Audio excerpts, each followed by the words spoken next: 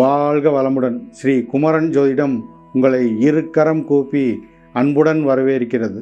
இந்த பதிவில் நம்ம எதை பற்றி பார்க்க போகிறோம்னா 2025 ராகு கேதுக்கள் பயிற்சியை பற்றி தான் இந்த பதிவில் நம்ம பார்க்க போகிறோம். விருச்சிக ராசிக்கு இந்த விருச்சிக ராசிக்கு ராகு கேதுக்கள் எப்பேற்பட்ட நட்பலனை ஏற்படுத்துவாங்கன்றத இந்த பதிவில் பார்க்கலாம்.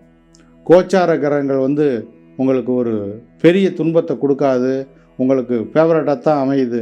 இந்த நடப்பில் கோச்சார கிரகங்கள் உங்கள் சனி பயிற்சி ஆகிறாரு, ராகு கேதுகள் பயிற்சி ஆகுது, குரு பகவான் பயிற்சி ஆகிறார். உங்களுடைய ராசிக்கு 8ஆம் இடத்துல வரப்போகிறார். தனாதிபதி உங்கள் ராசிக்கு அவர் தான் தனாதிபதி, பூர்வ புண்ணியாதிபதி, 5 குடையவன் 8ல் மறைஞ்சு 2ஆம் இடத்தை பார்க்குறனால நல்ல தனவரவு உங்களுக்கு ஏற்படக்கூடிய ஒரு காலகட்டமாக அமையும். ராகு பகவான் 4ஆம் இடத்துல வரப்போகிறார்.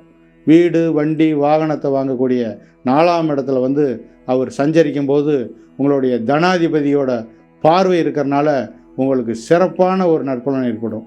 குரு பகவான் உங்களுடைய ராசிக்கு அவர் பூர்வ புண்ணியாதிபதி, பூர்வீக பாக்கியத்தை ஏற்படுத்தக்கூடிய ஒரு பிளானட் குரு பகவான் தான்.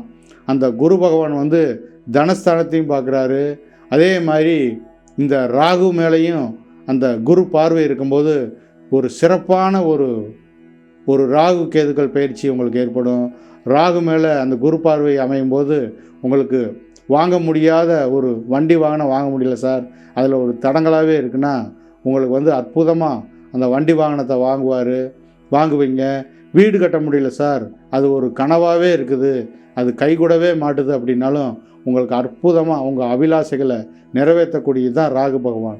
உங்கள் ஜென்மத்தில் பூர்வீகத்தில் நீங்கள் எந்த விதமான பாக்கியத்தை அடைஞ்சிருக்கிறீங்களோ அந்த பாக்கியத்தின் அடிப்படையில் தான் நிழல் கிரகங்கள் நம்மளோட அபிலாஷைகளை நிறைவேற்றக்கூடியது ராகு பகவான் தான். அந்த ராகு சுபத்தன்மையாக இருக்கும்போது சுபபலனை உங்களுக்கு ஏற்படுத்துவார். வீடு கட்ட முடியல சார், நான் நினச்ச மாதிரி ஒரு அழகாக கண் கவர்ச்சியாக எனக்கு அது வீடு கட்ட முடியல, அப்படி கட்டுவேன்னா அப்படின்னு பார்த்தீங்கன்னா நீங்கள் கட்டக்கூடிய ஒரு பொற்காலமாக அமையும். நல்ல வீடு கட்டுவீங்க. ஒரு உயர்ந்த வீடு கட்டக்கூடிய பாக்கியத்தை உங்களுக்கு ஏற்படுத்துவார். உயர்ந்த வண்டி வாகனத்தை ஏற்படுத்துவார். தாயார் சுகத்துக்கு உங்களுக்கு அற்புதமாக தாயாருக்கு நல்ல சுகத்தை ஏற்படுத்துவார். தன் சுகம் 4ஆம் இடங்கிறது தன் சுகம். நம்ம ஒரு பயணம் மூலியமாக சுகத்தை அடைகிறது, அதை சிறப்பாக உங்களுக்கு ஏற்படுத்துவார். போக முடியாத ஒரு இடத்துக்கும் உங்களை போக வைப்பார். அங்கே ஒரு சுபத்தன்மையை அடையக்கூடிய ஒரு காலகட்டமாக உங்களுக்கு அமையும். கேது 10ஆம் இடத்துல இருக்கார். 10ஆம் இடத்து கேது தொழில் எதனால் பாதிச்சிருவார் அப்படின்னா சூரியனை போல் செயல்படுவார். சூரிய தசை உங்களுக்கு யோகமாக அமைந்தாலோ அல்ல 10ஆம் அதிபதி உங்கள் ஜாதகத்தில் எப்பேற்பட்ட நற்பலனை இருக்கிறாரு, எந்த ஸ்தானத்தில் இருக்கிறாரு, சுபபலன் அவருக்கு இருக்குதா அப்படிங்கிற அடிப்படையில் தான் நம்ம அதை ஆராயணும். ஏன்னு பார்த்தீங்கன்னா 10ஆம் இடத்துல கேது இருக்கனால தொழிலில் ஒரு சின்ன இடைஞ்சல் வரும். ஒரு திடீர்னு உங்களுக்கு டிரான்ஸ்ஃபர் பண்ணுவாங்க. அதனால் உங்களுக்கு ஒரு மன இறுக்கமான ஒரு காலகட்டமாக இருக்கும். அதனால் ஜாதக அடிப்படையில் தான் நம்ம ஆராய்ந்து பார்க்கணும். இந்த கோச்சார பலனுங்கிறது ஒரு இலையில் பரிமாறப்பட்ட ஒரு ஊறுகாய் போல தான் நம்ம எடுத்துக்கிறணும். அது எப்பயுமே சாப்பாடாக ஆகாது.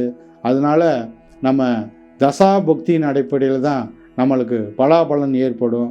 உங்களுக்கு யோகமான தசை குரு தசை நடந்தாலோ அல்லது சூரிய தசை நடந்தாலோ அல்லது செவ்வாய் தசை நடந்தாலோ அல்லது சந்திர தசை நடந்தாலோ உங்களுக்கு சிறப்பான இந்த கோச்சார கிரகங்கள் உங்களுக்கு அருமையான நட்பலனை ஏற்படுத்தும்.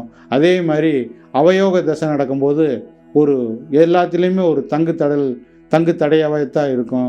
புதன் தசை நடக்கும்போது அதனால உங்களுக்கு ஒரு சிறப்பான ஒரு பலன் ஏற்பட முடியாத ஒரு காலகட்டமாக இருக்கும். அதனால் தசாபுக்தி எந்த மாதிரி நடக்குதுங்கிறத நம்ம ஜாதக ரீதியாக பார்க்கணும். உங்களுக்கு கோச்சார கிரகங்கள் சிறப்பான நற்பலனை ஏற்படுத்தும் அப்படின்னு என்று கூறிக்கொண்டு இந்த பதிவை இத்துடன் நிறைவு செய்கிறேன். வாழ்க வளமுடன்.